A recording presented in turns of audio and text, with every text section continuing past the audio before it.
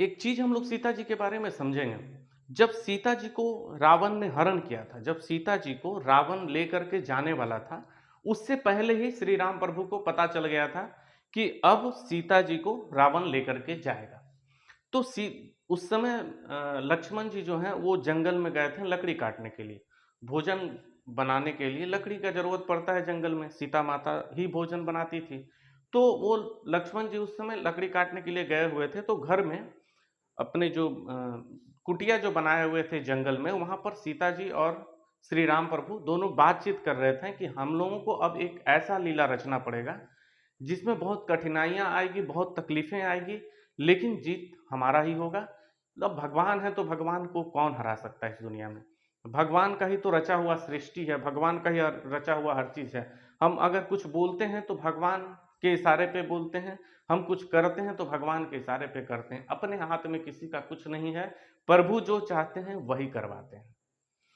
तो दोनों लोग बात किए थे सीता माता और श्री राम प्रभु कि अब हम लोगों को एक ऐसा लीला करना है जिससे बहुत सारी परेशानियां आएंगी और हम लोगों को उसका सामना करना पड़ेगा और धरती पर एक अच्छा उदाहरण दे करके हम लोगों को जाना है, जिसके लिए हम लोगों का धरती पर जन्म हुआ है। पृथ्वी पर श्री राम प्रभु और सीता जी तो माता लक्ष्मी का अवतार है। तो इन लोगों का जो जन्म हुआ था वो जिसके लिए हुआ था, अब वो समय आ गया था। तो श्री राम प्रभु बोले कि देखिए तुमको तो आपको तो रावण लेकर के जाएगा, सीता माता को रावण लेकर के रावण हरण करने वाला था, रावण लेकर के जाने वाला था। तो श्री राम प्रभु क्या किए ना कि अग्निदेव को बुलाएं और सीता माता को अग्निदेव को सौंप दिए। तो सीता माता का जो ओरिजिनल शरीर है, ओरिजिनल जो शरीर है वो अग्निदेव के पास चला गया। अग्निदेव की सुरक्षा में सीता माता थी और यहाँ पर जो सीता माता है वो उनका परछाई है। सीता माता का परछाई श्री राम प्रभु जी के साथ थे, जिसका हरण रावण किया था। लेकिन ओरिजिनल जो सीता माता थी वो अग्निदेव के पास चली गई, अग्निदेव के सुरक्षा में थी। जो अंतकाल में जब युद्ध समाप्त होता है तो लोग बोलते हैं कि सीता माता को अग्नि परीक्षा देना पड़ा, श्री राम प्रभु उसके बाद एक्सेप्ट किए हैं अपने पास। तो ऐसा नहीं है। देखिए, हम पब्लिक को दिखाने के लिए वो सही था, पब्लिक को एक उदाहरण दे रहे थे, दिखा रहे थे कि यही सच है, ऐसे ही होता है। तो स्त्री को कभी सताया ना जाए, स्त्री को कभी परेशान ना किया जाए, इसलिए भी एक तरह से ये बात है कि पब्लिकली नहीं हुआ था।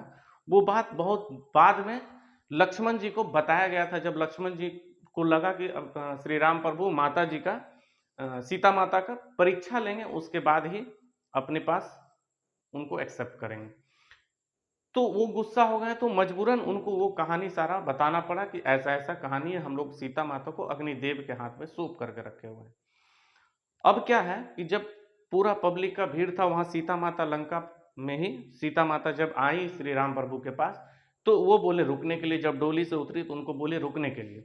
रुकिए, फिर लक्ष्मण जी आग जलाएँ, फिर आग में सीता माता आई, उसको पार करके ही इधर आई। तो जब अग्निदेव वहाँ पर प्रकट किए, अग्निदेव को जब प्रकट किया गया लक्ष्मण जी के द्वारा, तो उसमें से उनको अग्निदेव भी निकले और साथ में सीता माता भी निकली और अग्निदेव सीता माता को श्री राम प्रभु को सौंप दिए और अग्निदेव चले गए।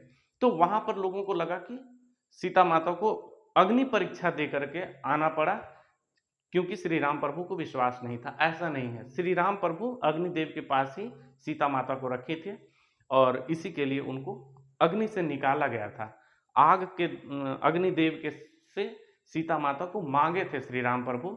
ऐसा कुछ नहीं कि उनको अग्नि परीक्षा दे करके आना पड़ा, क्योंकि वो तो भगवान है, उनको हर चीज़ दिख रहा है, उनको दुनिया में क्या हो रहा नहीं हो रहा हर चीज़ पता है।